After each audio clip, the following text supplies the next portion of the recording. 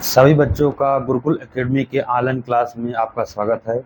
मैं संजीव वर्मा आज class 10th की मैथ का प्रश्न नंबर 2A पढ़ाने वाला हूं। तो क्लास स्टार्ट करते हैं। प्रश्न नंबर 2A पढ़ाने से पहले बहुपद के बारे में कुछ परिभाषाओं के बारे में हम पढ़ लेते हैं। तो यहाँ पर पहली परिभाषा है आपकी बहुपद की परिभाषा। बहुपद किसे कहते हैं तो इसके बारे में जान लेते हैं। चर और अचर से बना चर और अचर से बना ऐसा बीजी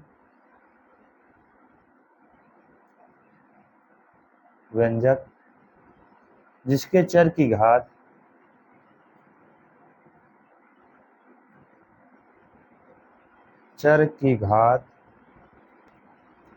शून्य या धनात्मक पूर्णांक हो।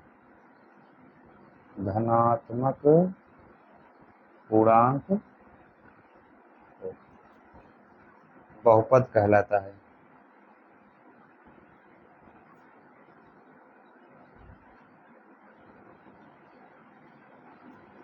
ठीक, किसी भी चर की घात या तो शून्य हो या धनात्मक हो। ठीक, जैसे 2x + 1 या 2x² + 4x + 1। ध्यान रहे जो चर और अचर होते हैं, चर की घात न ऋणात्मक हो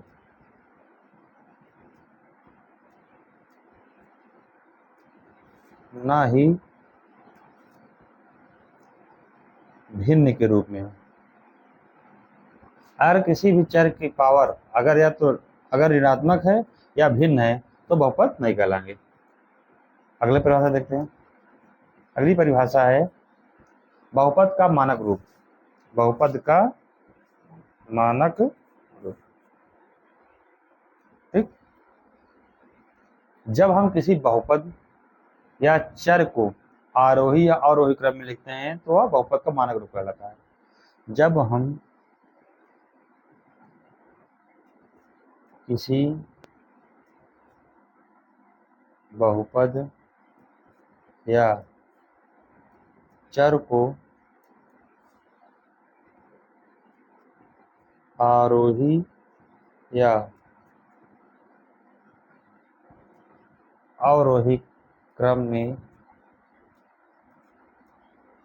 में लिखते हैं तो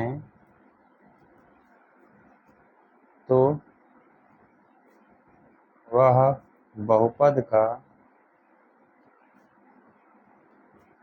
मानक रूप कहलाता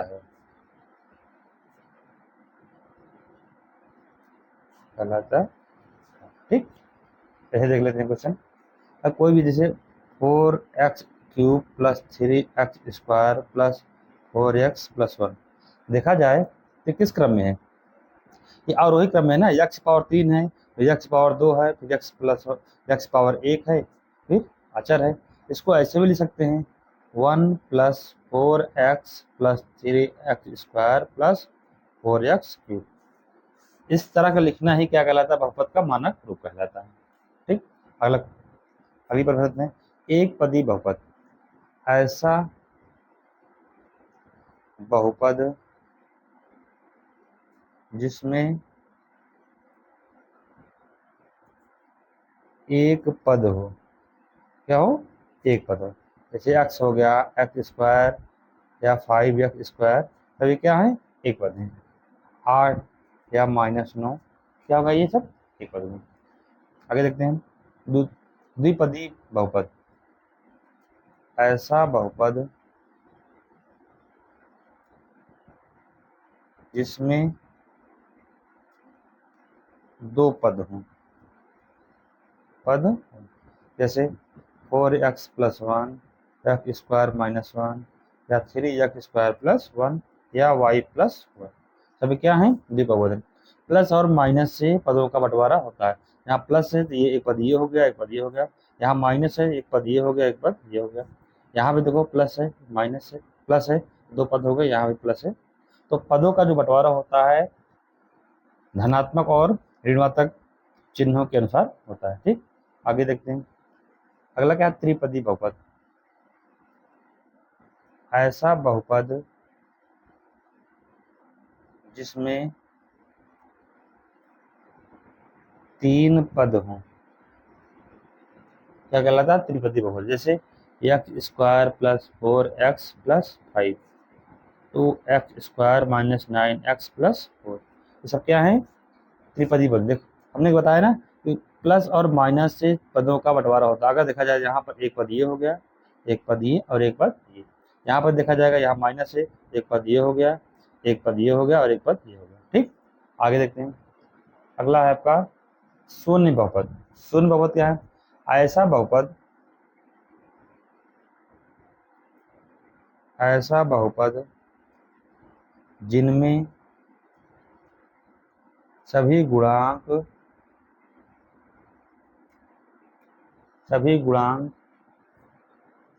शून्य हो। क्या हो, शून्य हो। जैसे 0x⁻³ प्लस 0x प्लस 0।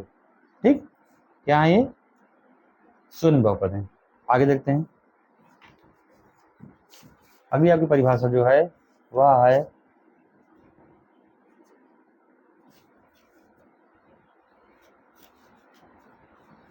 रेखीय बहुपद। क्या है, रेखीय बहुपद। ठीक, रेखीय बहुपद की परिभाषा क्या होती है, जिस बहुपद में चर की घात सबसे बड़ी घात क्या हो, एक हो। रेखीय बहुपद में क्या होता है, जिस बहुपद में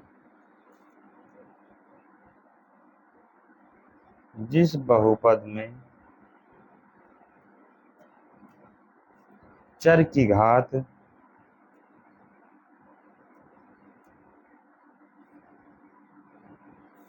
घात सबसे बड़ी घात क्या हो, एक हो, वो रेखीय बहुपद कहलाता है। जैसे एग्जाम्पल देख लेते हैं, 2x प्लस 10 या 3y प्लस 1, y प्लस 2 या y प्लस 3x। ठीक, ये क्या है, सब रेखीय बहुपद के उदाहरण हैं।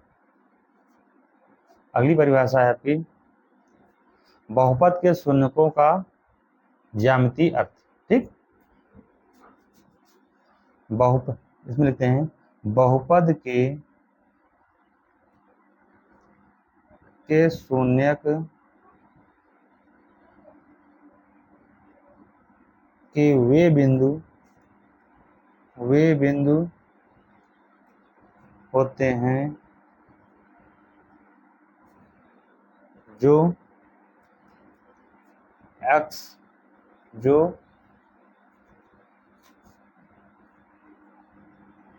जहां उसका ग्राफ x को काटता है। ठीक, तो चलते हैं प्रश्नावली पर। प्रश्नावली की पहली जो आपकी सवाल है वो है किसी बहुपद f(x) के लिए y = f(x) के ग्राफ में दिए हैं। प्रत्येक ग्राफ में f(x) के शून्यकों की संख्या ज्ञात करना है। क्या कहता था, शून्यकों की संख्या। अभी हमने बताया ना शून्यकों के बहुपद के शून्यकों का ज्यामितीय अर्थ मैंने बताया ना कि ऐसा मतलब बहुपद के ऐसा बिंदु जो x को काटता है वह क्या कहलाता है, बहुपद के शून्यक कहलाते हैं।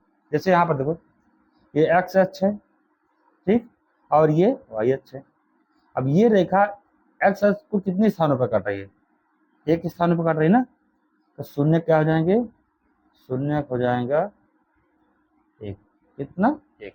ठीक, x अक्ष को y को नहीं देखना है आपको, केवल x अक्ष को देखना है। ठीक, दूसरा क्वेश्चन देखते हैं। दूसरा क्वेश्चन है यहाँ पर देखो x अक्ष और ये y अक्ष। अब ये रेखा देखो क्या कहीं x अक्ष पे काट रही है, कहीं नहीं काट रही, y को अक्ष को काट रही है।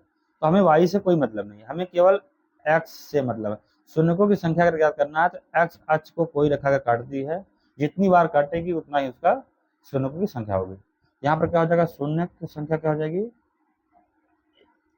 x अक्ष पर कहीं नहीं काट रही, इसलिए शून्य क्या हो जाएंगे, 0। आगे देखते हैं, यहाँ देखते हैं, ये हो गया आपका x अक्ष, ये हो गया आपका y अक्ष। क्या ये देखो, ये रेखा x अक्ष कितने स्थानों पर काट रही है, बताओ। तो ये जो रेखा है x अक्ष पर केवल एक जगह काट रही है, ठीक, कितने स्थानों पर, एक जगह काट रही है, इसलिए शून्य के बराबर हो जाएगा 1। ठीक, आगे बढ़ते हैं, क्वेश्चन नंबर 4 देखते हैं। क्वेश्चन नंबर 4 है, देखो ये हो गया आपका y अक्ष और ये हो गया x अक्ष। अब ये वाली रेखा x अक्ष कितने स्थानों पर काट रही है, एक स्थान ये हो गया, एक स्थान ये होगा, कितने स्थानों पर, 2 स्थान में, तो शून्य बराबर हो जाएगा, शून्य बराबर हो जाएगा 2। ठीक, आगे देखते हैं, ये आप इस क्वेश्चन नंबर 5, ये x अक्ष और ये y अक्ष। अब ये वाली रेखा x अक्ष कितने स्थानों पर कट रही है, एक स्थान ये हो गया, एक ये हो गया और एक ये हो गया, कितने स्थान पर, 3 स्थानों पर, तो शून्य बराबर हो जाएगा 3। ठीक, आगे देखते हैं, अब यहाँ क्वेश्चन नंबर 6 में यहाँ देखते हैं, ये हो गया आपका x अक्ष, ये हो गया आपका y अक्ष। अब ये वाली रेखा x को कहीं पर काट रही है, काट नहीं रही, वो केवल इस पर टच हो रही है, x अक्ष को काट नहीं रही है, या काटने का मतलब है इसको पार हो जाना, और ये इसका मतलब है यहाँ पर शून्य का शून्य कितना हो जाएगा, शून्य, शून्य बराबर शून्य। ठीक, क्योंकि x अक्ष को काटना चाहिए, ना कि उस पर केवल मिली हुई हो। ठीक, तो आज क्लास बस इतना ही, मिलते हैं अगले क्लास में, तब तक के लिए जय हिंद जय भारत।